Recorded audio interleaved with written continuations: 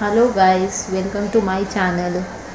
Today we are going to see how to apply chi-square test in SPSS. First of all, we should know why to go for chi-square test. Chi-square test will be applied when your both the variables are categorical variables, and it is non-parametric test. Will take the problem of treatment and improvement in health. I'll show you. We are having two variable. One is treatment, second is improvement. In treatment we have taken two kind of treatment. See, one is health camps, second is awareness lecture. While in case of improvement we have taken two things. One, whether there was an improvement in the health or there is no improvement in the health. We have taken two values, two codes for this. Now we can see our both the variables are categorical variable. Treatment, improvement in health. Two kinds of treatment, health camps or awareness lecture, then their effect on the health, whether your respondents has improved after going for health camp or awareness lecture. We'll go for analyze, we'll go for descriptive stats, then we'll go for crosstab. In crosstab we basically it is asking which variable you want as a row or which variable you want as a column. It doesn't matter, you can put any variable into row or any variable in the column. Then we'll go for the statistic. In statistic we'll click on chi-square.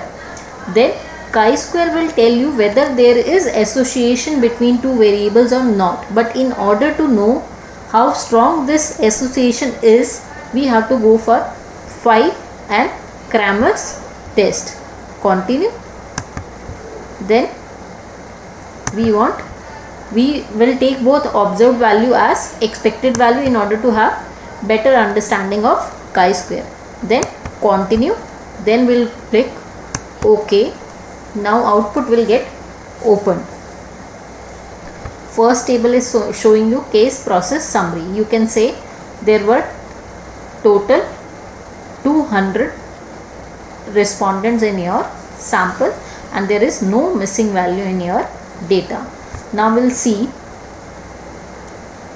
we have taken improvement in the health as a column while type of treatment as a row.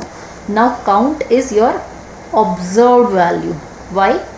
Expected value is expected count. Expected value when there is no association between health camp and improvement in health, to what should be the value? That is called as expected count.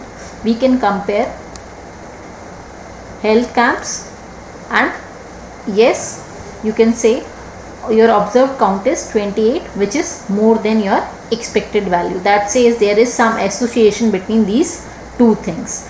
While if you will compare health camp or with no improvement in health, you can compare observed count is 10 while expected count is 23.6. They are not equal. That says there are some association. In same way we'll go for the awareness lecture and improvement in the health. You can say see observed count is 48 while it is expected to be 61.6. There is difference between observed count and expected count in all the cases. That says there is somewhere any kind of relationship or association existing in our data. Now we'll go for chi-square test. There are number of things given here: Pearson chi-square, likelihood ratio, Fisher's exact test, but we want only Pearson chi-square test. We can see our p value is less than 0.05. That says we have to reject the null hypothesis, and null hypothesis is there is no association between type of treatment and improvement in health.